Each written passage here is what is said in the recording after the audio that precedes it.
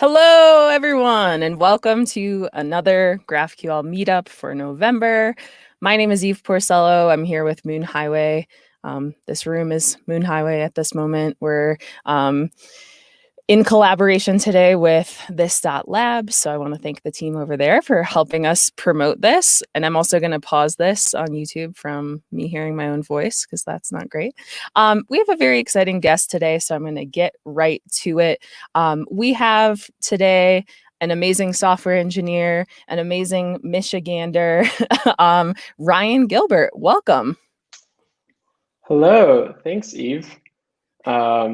Yeah, and also thank you to Moon Highway and this Dot Labs for putting this on and giving us all the opportunity to learn about some cool technology. Yeah, GraphQL is pretty awesome. So it's always nice to get to nerd out about GraphQL things with someone who feels similarly. We have people joining in the chat. Hey to everybody there. I'm joining from Tahoe City, California today. Where are you joining from, Ryan, even though I know? Yeah, I'm joining from Detroit, Michigan. Awesome. Cool. Well, Elliot, thanks for joining in the chat. If y'all have any questions, always feel free to drop those right in there. So we got people from India. We have more people that haven't said where they're from. This is awesome. So I'm going to stop talking because I'm really excited today to hear more about Urkel from Ryan. So I'm just going to turn it over to you. Sound good? Sounds great. Awesome. All right. So, yeah, let's just get right into it. Like Eve mentioned, my name is Ryan. I'm an engineer at Formidable. We are an open source software organization, and we do like JavaScript consultancy stuff. And one of the projects that we work on is Urkel. I'm going to share my screen so I can pull up my slides really quick. There's really only a couple of slides, but they're so pretty, and they were given. I'm borrowing from Phil, Phil and Yovi and Caddy, who are some of the core maintainers of Urkel. So I just wanted to show off these awesome slides. So I am hoping everyone can see my screen. It says StreamYard is sharing my screen, so I'm going to assume that you can see this. So yeah, literally, these are my two slides. So intro slide, Urkel, the highly customizable GraphQL client. This talk is going to be like 100%, like 99% demo. So yeah, the API, I guess, so okay, we're doing a demo, so I should explain exactly what it is we're going to be building. So there's this this sample API that that we have to play with, and it's basically just like a threaded messaging kind of API where you can fetch some threads that people post, and these threads have several pieces of interesting data, like the number of likes that are on the thread, the replies people have left on the thread. For the demo, we're just going to be keeping it simple and looking at the title and the number of likes on these threads. And yeah, we're going to be building an app where we're just going to do a couple of things. The goal really of the demo is to showcase some of Urkel's features, and to showcase how to get started with Urkel, and to show how to use some of Urkel's customizability. So we're literally just going to be starting from nothing here. So I'm going to create a React app. We'll call it GraphQL Meetup Urkel demo. And then while that's going, I'll show you around the API a little bit more. So we have this threads query, just returns back a list of threads, and we're querying for the ID, the title, the number of likes. We'll also be playing with this me query.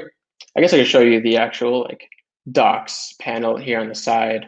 So this API has some queries. So we can query for threads. We can query for a specific thread. We can query for a user. So this is cool. We'll get to show off some authentication using Urkel. We also have some mutations. We can create a thread. We can like a thread. We'll be playing around with that mutation. And then we also have subscriptions. And this will be interesting. At the end of the demo, I'm going to attempt to show off how to do subscriptions in Urkel, which, full disclosure, is not something that I myself have done before. Obviously, for this demo, I've kind of like prepared and gone through the flow of what I want to show off, and that includes pulling these threads. It includes doing some authentication with the sign-in mutation. We're going to implement upvoting a thread. But I thought it would also be fun to kind of live learn how to implement subscriptions with Urkel. So yeah, as you can see, if we try to run this like thread mutation, it's not actually going to work because we need to be authenticated. I've already signed up. I have a user. My username is Ryan. Password is password. And we get a token from this mutation. And then, yeah, this query will return back my username. So we're going to see all of these in action in our React app. So this has finished installing. Ryan, can I be super rude and jump in? Yeah. Can I have you zoom in a little bit? So yes, it's a little small. Sorry. And I'm going to go away again. For sure. Yeah, let's see. What did I call it? GraphQL. Cool. I'm gonna open this up in code, and I will make sure to make these a lot bigger. Cool. I hope that looks good. So yeah, what is the first step to getting started with Urkel? Well, we can pop open the docs really quick. Those live at formidable.com/open source/Urkel. I can post links to these in the chat later. But yeah, as far as quick start goes, all you need are these two packages, Urkel and GraphQL, because GraphQL is a dependency of Urkel. So we'll just install those two really quick. And then in our index.js file, also, we're going to be building a React app. I'm hoping a lot of you have experience with React. If not, that's no big deal. We're not going to be doing any super crazy like React specific work, but yeah, Urkel was born kind of as a React specific GraphQL client. It now supports other clients, but I'm most comfortable with React, so yeah, I'll be sticking with React for this demo. So the first thing that we're going to do here is create and provide an Urkel client. And the way we do that is with the create client helper from Urkel. Oops, I got rid of that. So Urkel exports this create client helper method, which takes in some options. Most importantly, the URL of the GraphQL API that we want to work with. So I'll just copy that from GraphQL Playground and paste that in here. And that's it. So that gives us our client. And what we need to do next is provide the client to the rest of our application. And we use that with the React context provider that is exported out of Urkel. So we're going to wrap our app with this context provider and pass in the client as the value. So now any component in our app that wants to use Urkel has access to this client instance. So yeah, the next thing to do, so what we want to do is pull the list of threads. So to do that, we're going to use Urkel's use query hook, and that we can just import also directly from Urkel. And then we can go ahead and use that in our components. And what that looks like is, well, we have to call use query, and use query takes an object of options, and one option is called query, and this is the actual query that we want to run. So since I already have the query built out here, I'm just going to copy and paste it. So this is our threads query, sorting by the latest time that it was posted. And yeah, we're getting these three properties. So cool. What does use query return? It returns an array where the first object is the response, and the response contains a couple of properties. If you've used Apollo, this will look familiar. So it has a fetching state, it has an error state, and then it has the actual returned data. So what we'll do then is get rid of this, get rid of the default implementation here, and we'll just start out by stringifying the response data and seeing what we get.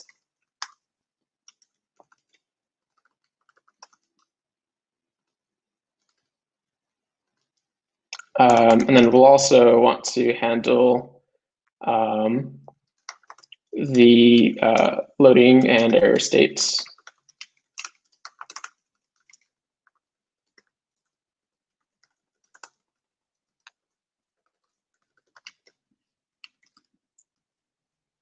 So to quickly recap that, we imported the use query hook from Urkel, and we called it with the threads query that we want to run when the app loads.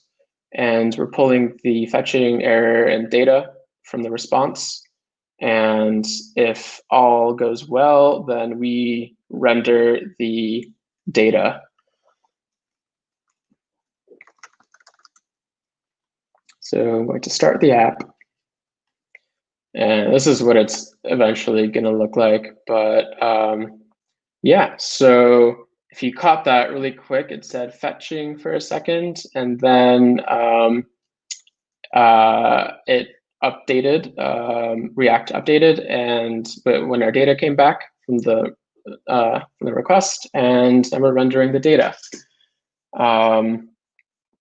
So yeah, that looks like that's working. So what I'm going to do next is render the data in just a slightly nicer looking format. So what I'm actually going to do is inline these, the loading and the error state. This is going to look kind of ugly for a second, but as soon as I hit save, it's going to be so much better. So the data comes back on the data object, of course, and it's on a property called threads because that's the name of the query, and that is an array, so we can map over it, and then we get back a thread, and then we can return something for that thread. I think I need that, and then it'll format.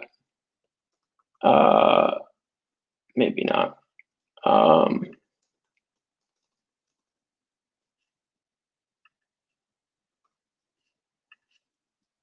Oh, that needs to be that.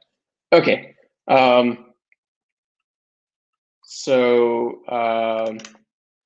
We need to, since we're returning a list of items, we need to provide a key to this div. And then we'll just render the thread title in a bold tag. And then we will render the number of likes. So if you go back to the app, then we see this. Yeah,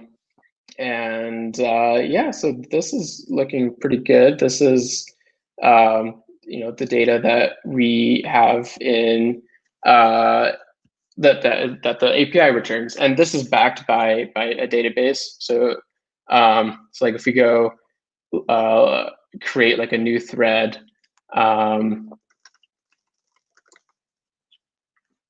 run this mutation, created a new thread.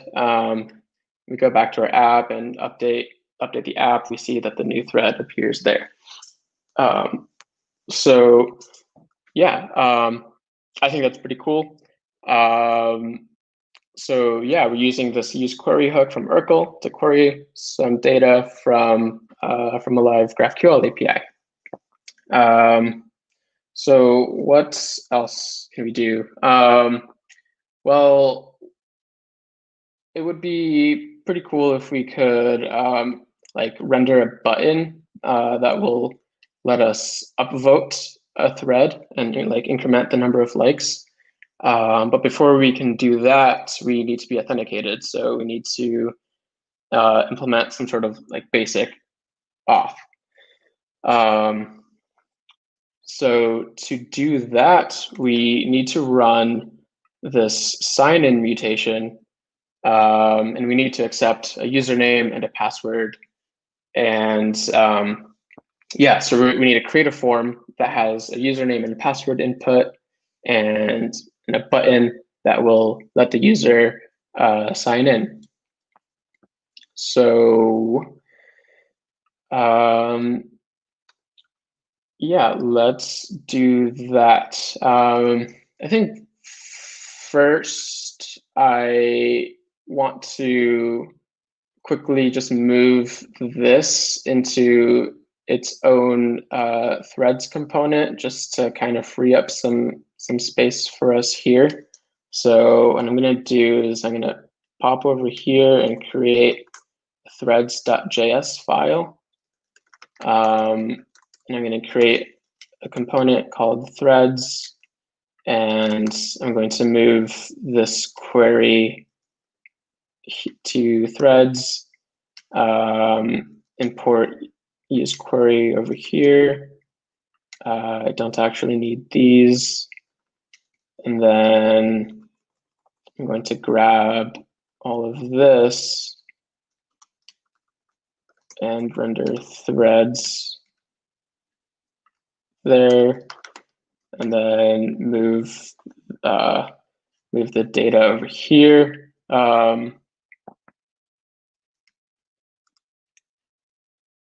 Cool. Okay. And then I'll need to import that new threads component from threads.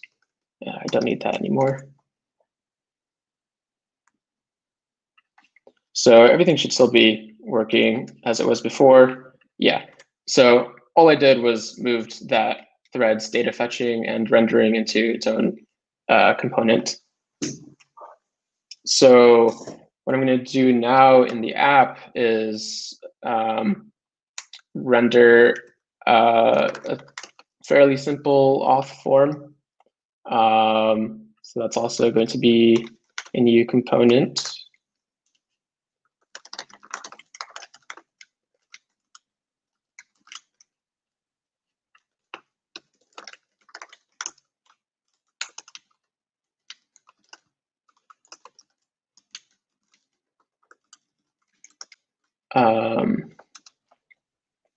And yeah, so we're going to do some React state management here. So we're going to create some state for the username and for the password. So we'll need to import React. And then, yeah, and then we will create our form. Oops, trying to type too fast.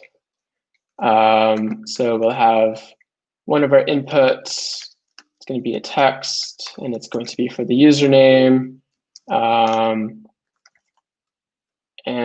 we're going to control it with the state that we've created above.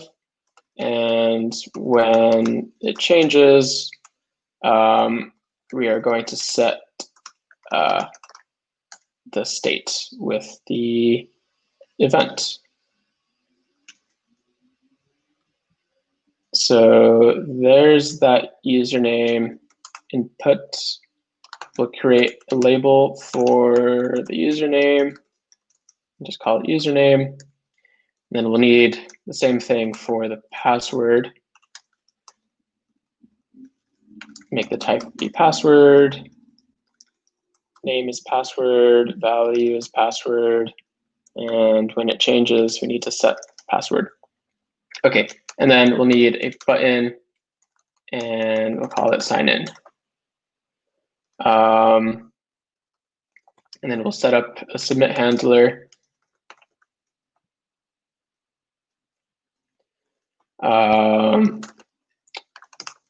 So we'll create that function called handle submit, which will get called when the user submits this form. So handle submit gets called with this event. I'm just going to call prevent default on it to prevent that to prevent the automatic behavior, which is when a form is submitted, it'll refresh. We don't want to refresh the app, so we'll prevent that from happening. And so what we need to do here is sign in somehow. So how do we sign in to the app? Well, this is where the actual Urkel part comes in. So just like use query, we also have a use mutation hook. And use mutation just accepts the mutation string. So I will go back into the playground and copy this mutation and paste it in here. So this mutation, yeah, it accepts a username and a password, and then it will call sign in with that username and password. And the sign in mutation returns a token. And we want to save this token in local storage and use that token in subsequent requests to let the API know that this request is authenticated. So yeah, this is the first step. So we need to run the mutation, and use mutation returns a similar, it has a similar like return type as use query. It returns an array where the first object is the response. So we can pull the fetching and error state from the response. And then the second option is a function to actually execute the mutation. So we can name that whatever we want. So we'll call that sign in. And so now we have access to that sign in function. So when we call sign in, this mutation will be executed. Now this mutation accepts two arguments, a username and password. So we'll need to supply those. And yeah, we'll just use the username and password that we are tracking in our local state. And as far as the fetching an error state, what we can do is, one, we can disable this button if we're fetching, and if there's an error, then we will just render that error out. Ideally, we'd want to like handle this nicer, but for the sake of this contrived example, we'll just sort of like print it out to the screen. So yeah, that is our auth form.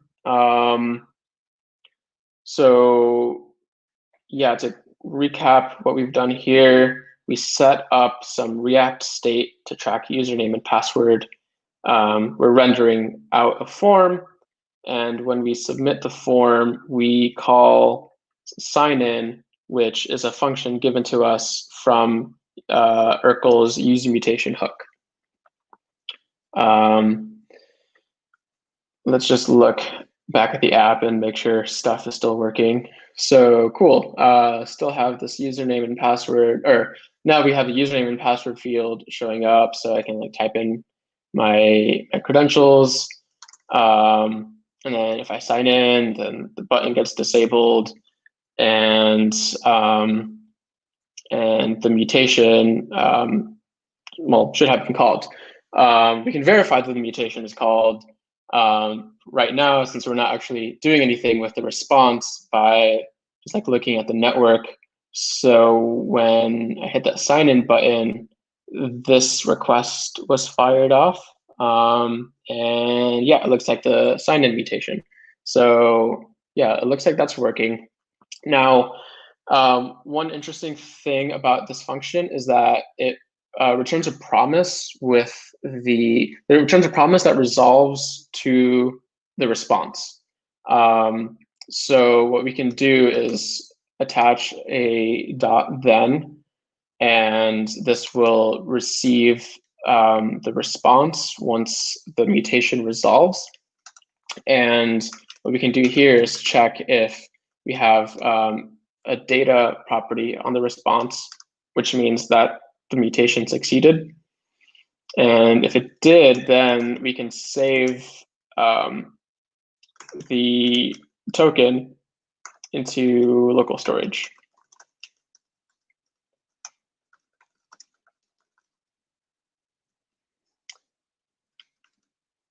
So now when I go over here and take a look at my local storage, I think this was here from before, so I'll just clear that out really quick.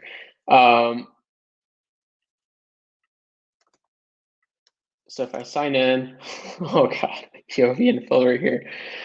Nice. And I hit sign in. Yeah, you can see my token appears with a value of undefined. That shouldn't be undefined.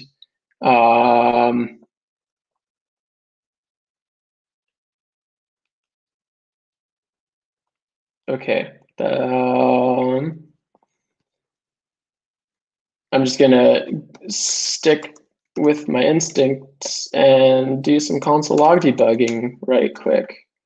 Yeah, let's just log the response data and see what's up.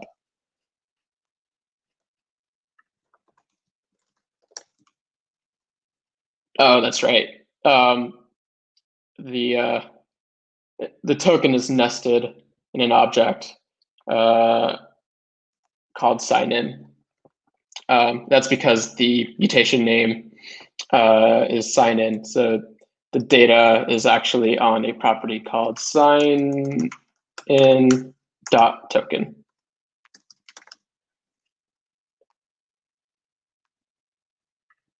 So yeah, now if I try signing in, yep, the token appears. Cool, so we're saving our token when the user signs in. Not sure why that is still disabled, but we'll just ignore that for now. Okay, so we have a token. We want to do something interesting. Like we want to do something that only logged in users can do. So we talked about this like thread mutation. But first, I want to just implement this query because this query, this me query, will return data about the user, and we can also use this to test that our authentication is working. So what we'll do is in the app, instead of rendering the auth form, if we have a user, we want to render like a welcome message. So how do we determine if we have a user? Well, we will write another query. So we're going to use query again from Urkel.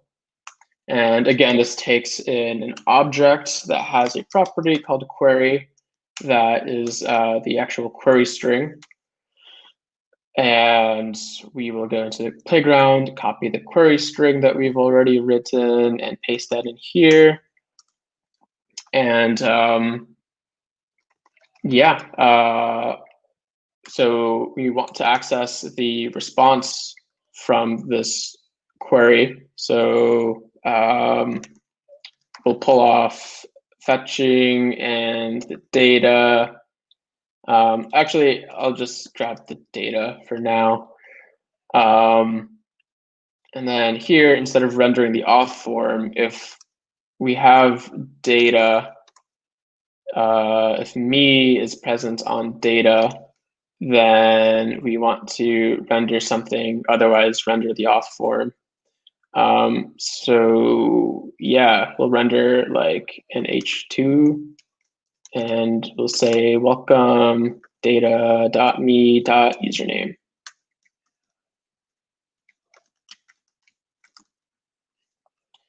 So yeah, if this query runs and works and responds with a user, then we'll see this message. Otherwise, we'll see the auth form. If something were to go wrong, if we get an error, then we're not handling that right now. So I think the behavior would be kind of weird. Yeah, I'm kind of curious what that looks like right now. Yeah, it just doesn't do anything. The reason it's not doing anything right now is because this query is not actually returning any data. So this expression evaluates to false, so we're still just rendering the auth form. So we need to actually tell Urkel to use the token. So how do we do that? Well, we go back to where we instantiate our Urkel client. And one of the other options that this helper method accepts is fetch options. And it will, so we can use fetch options to pass in things like headers. And what we'll do with fetch options is pass in the required authentication header if the token is present in local storage. And Urkel will actually take this function that we provide to fetch options and run it for every request.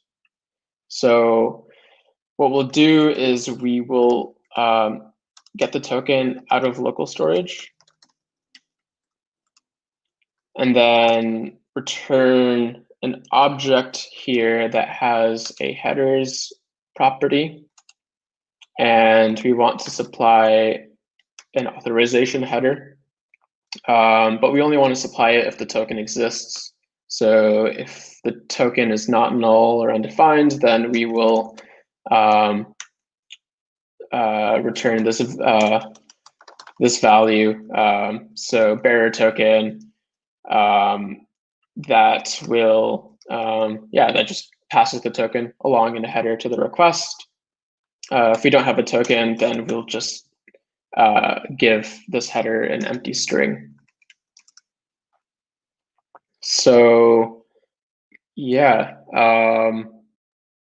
to recap that, we added a fetch options property to create client that will attempt to get a token from local storage.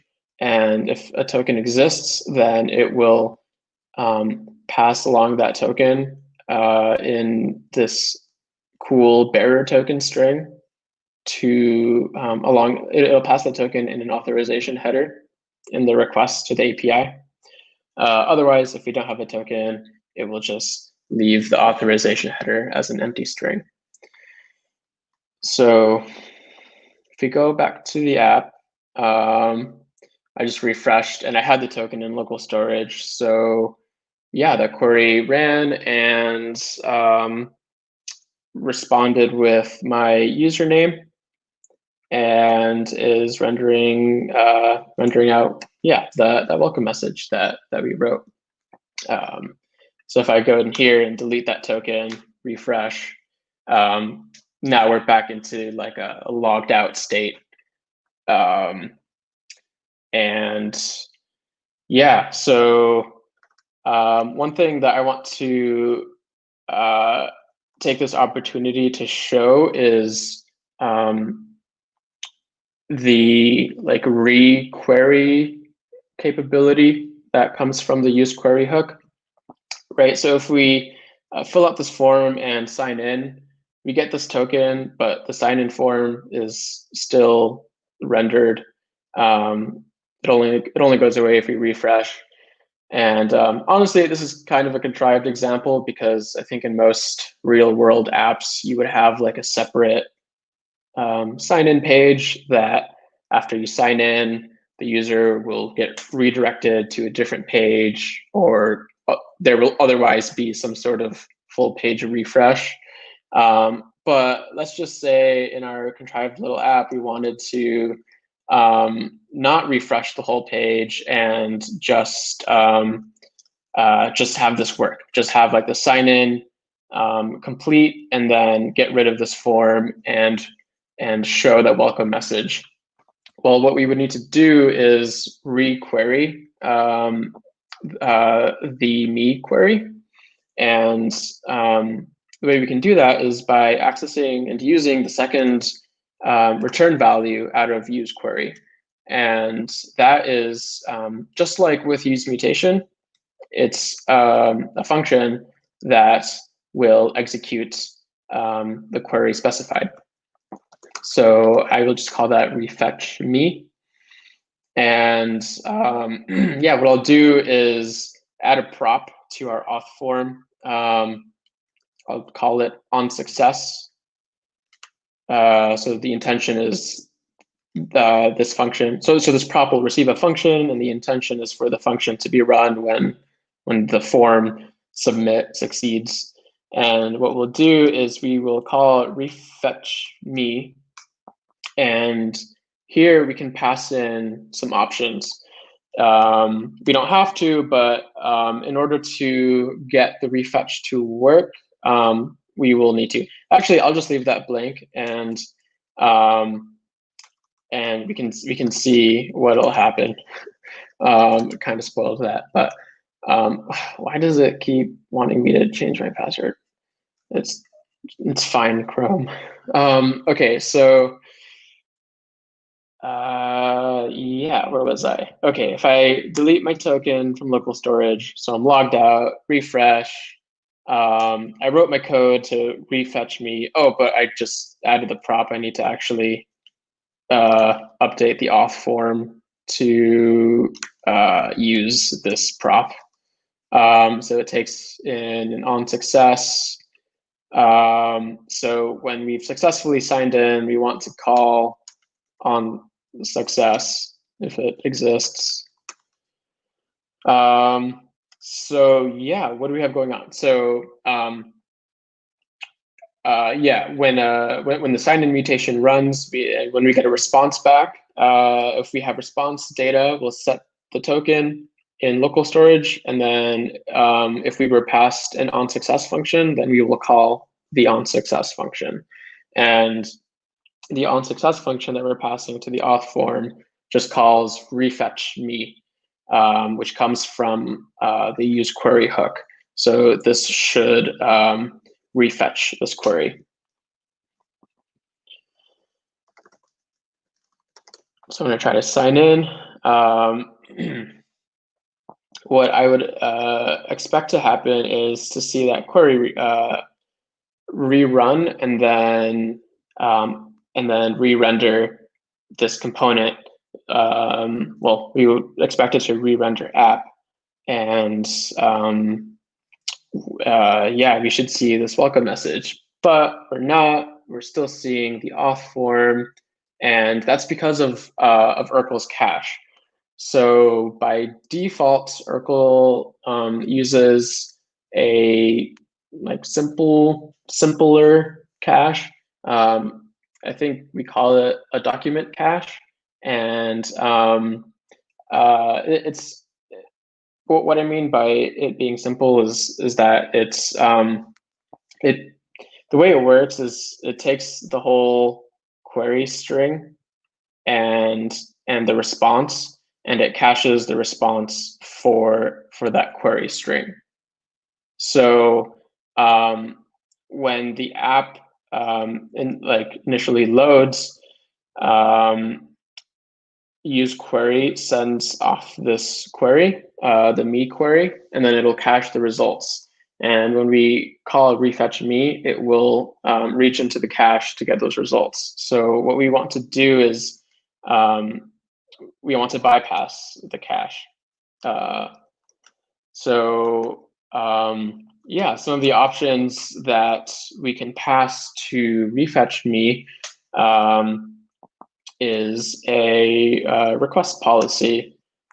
And we have a couple of options for the request policy. So this kind of dictates how Urkel uses the cache for this request. So we can tell it to cache a network, we can tell it to go to the cache first, we can tell it to go only to the cache, or we can tell it to go only to the network. So we'll want network only. And yeah, so what this will do is this will actually bypass that default cache and actually resend this query.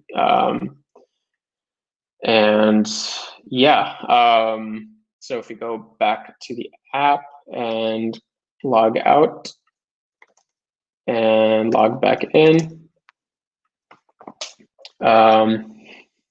you can see Chrome wants me to change my password. And yeah, that re-rendered like expected in our somewhat contrived example. But I think that's pretty cool, just showing off like this capability of how to refetch a query if you wanted to, and yeah, you can pass in certain options to change the behavior of Urkel when you instruct it to refetch something. So yeah, that is yeah, that's us querying for our user data. I guess the next thing that I talked about doing was rendering a button to upvote these threads. So yeah, let's go ahead and do that. So threads, so we're in our threads components. This is where we're rendering out the threads. We can just add a button right here, render the text upvote, and I'll just save that. Cool, so you have a button. And when a user clicks on it, we want to invoke a mutation that will upvote that that thread. So luckily enough, I've already written a mutation to do this. So we can go ahead and copy it from the playground again and use mutation.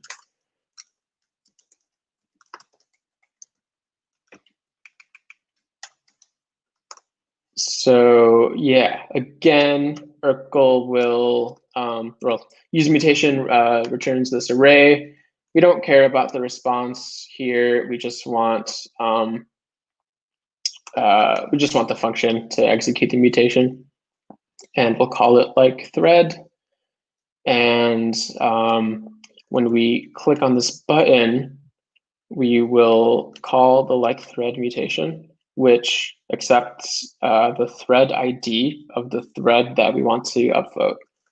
And we have that on our thread object.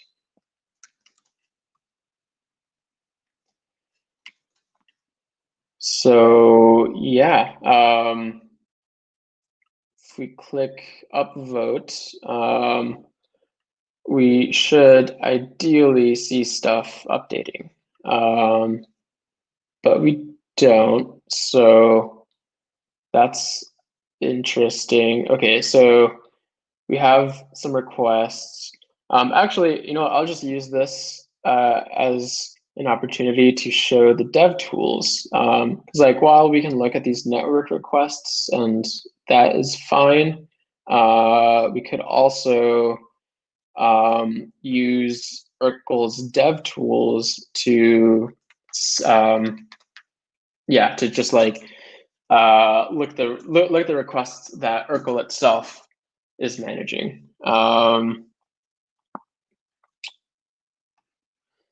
So, okay, actually, I'm gonna walk back on that. I'll show off the dev tools. I will show the dev tools, but not right now.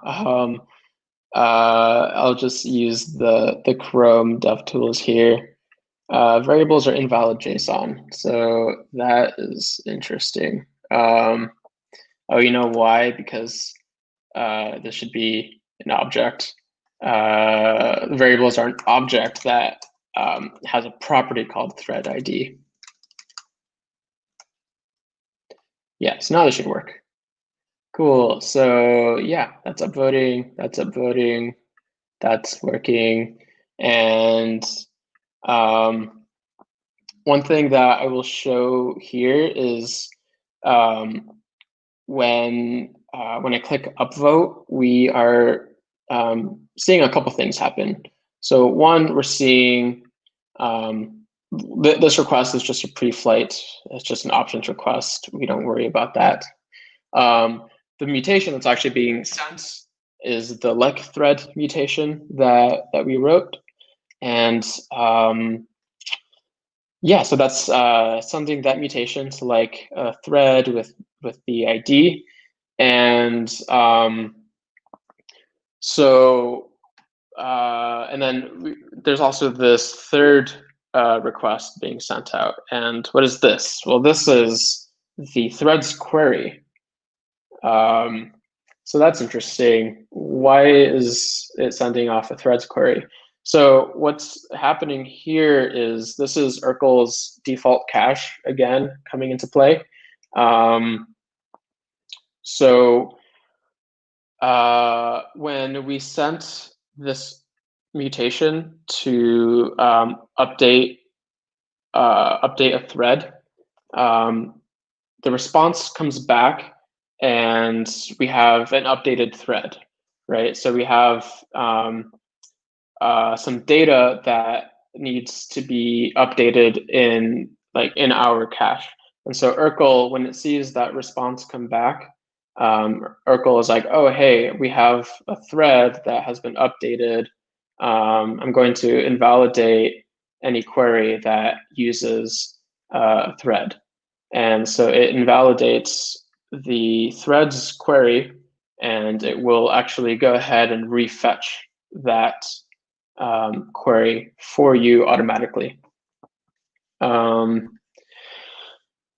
So yeah, that's what's going on with that.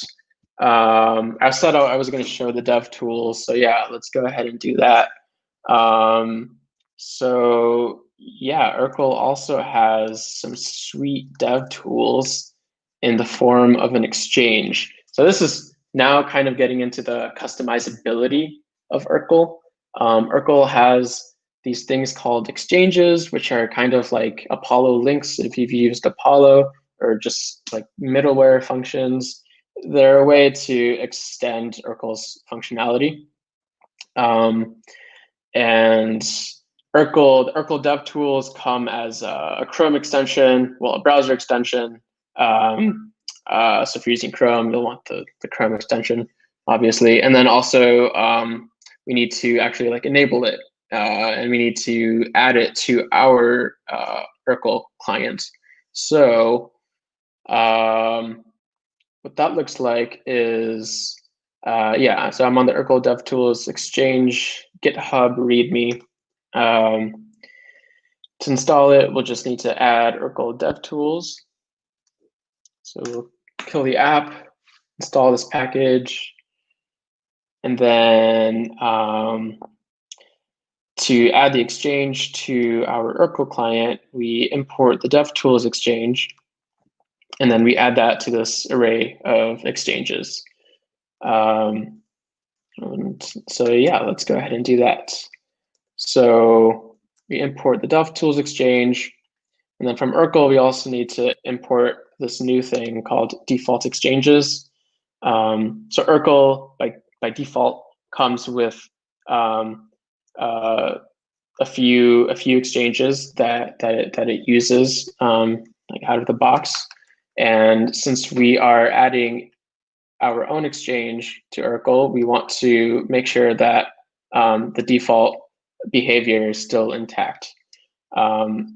And we do that by using this default exchanges property from Urkel. And the way that we actually add exchanges to our client is by using this exchanges property, again, on the create client helper method. And yeah, so we are going to, so I'm going to reference that documentation again. Okay, so we want to put the DevTools exchange first and then spread the default exchanges. And the order here actually matters because this is dictating the order in which the operations flow. So yeah, for just really quick, like the default exchanges, it includes like a deduplication exchange. It has the default cache, and then it has a fetch exchange, which is what actually sends off the request. And as an operation, when you tell Urkel to do an operation, it will pass the operation along through the through the pipeline of exchanges that that we're specifying here. So it'll start by sending that operation through the DevTools exchange, and then it'll go through the default exchanges. So yeah, that should be it for getting the DevTools exchange set up. So if you go back to the app, I need to run the app. Okay, so I'm starting the app. Once it refreshes, then we should be able to go to this Urkel tab. And yeah, so we have the Urkel Dev Tools waiting for stuff to happen. We have some fun tabs here. So there's a Schema Explorer tab. There's an Events tab. There's a Request tab. So this is cool. This is kind of like GraphQL Playground. You can write queries in here and execute them. And if we start messing around and liking stuff, then we can see the queries that Urkel is sending. So this is pretty cool because it shows you like a bunch of information about the query. It shows you like the actual query body, any variables that you're passing along. So yeah, that's I think that's pretty cool. Simple, fairly simple to yeah, just get the DevTools working and see what requests are going through Urkel. So what else is there? Yeah, so I talked about the default cache, which is like a document cache. And for like more information, if you are curious, like of course you can go and check out like the Urkel docs. I think, yeah, so in this basics section, we have some info about document caching. By default, Urkel uses a concept called document caching. And this is pretty cool, but like, what if we want something a little bit more powerful? Like for example, if we wanted to update the data based on the response from the mutation, like how would we do that, right? Because the mutation, as you can see, we are querying for the likes number. So when we send off this mutation and upvote a thread, the server responds with the updated likes number. So it would be pretty cool if we could avoid completely having to refetch a query, and just have Urkel's cache like know that have it know what the new number should be. So to do that, we can use Graph Cache, which is a sweet, awesome exchange, and it implements a normalized cache. And I don't have like all the in-depth details. Phil and Yovi, definitely, like if you have questions about like how this stuff works, I would highly recommend reaching out to Phil and Yovi on Twitter, or like check out the Urkel Discord, or not the Discord, the Spectrum. We're still using Spectrum. But what this will do, like my sort of primitive understanding is that it will flatten out the response.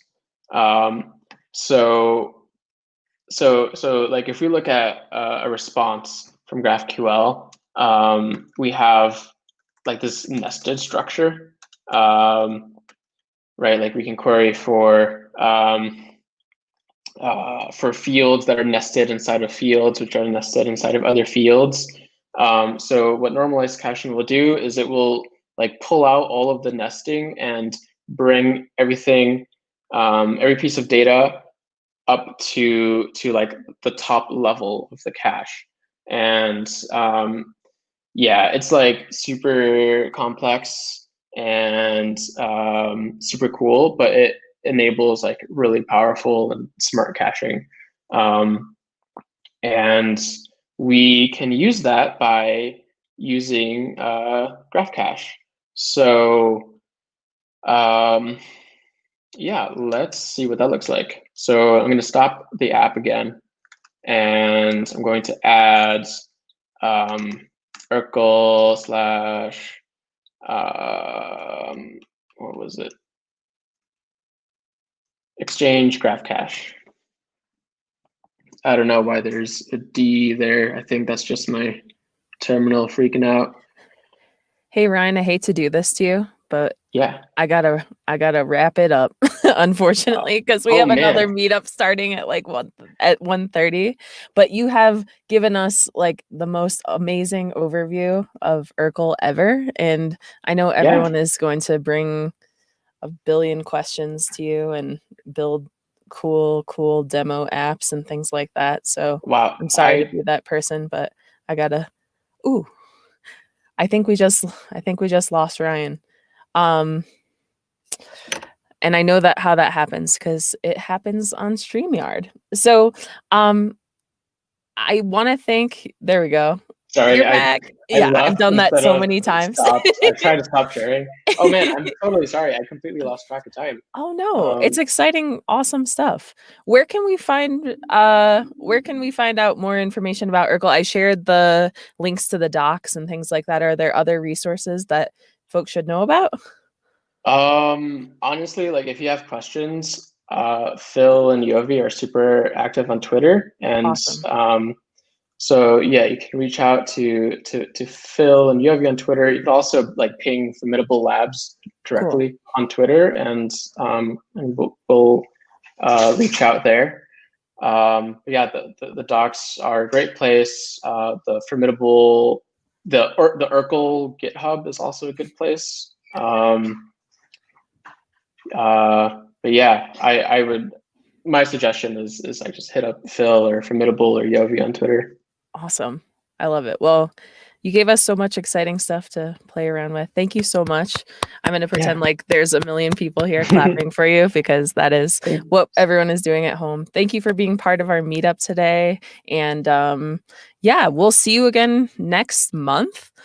December 1st is our next meetup. So we have a couple secret guests that I'm not going to announce officially yet, but they're Ooh, coming soon. Very exciting. So exciting. thanks again to Ryan, and thanks to everybody who joined us. Thanks to This Dot for sponsoring, and we will see you next time. Thanks so much. See ya. Thanks.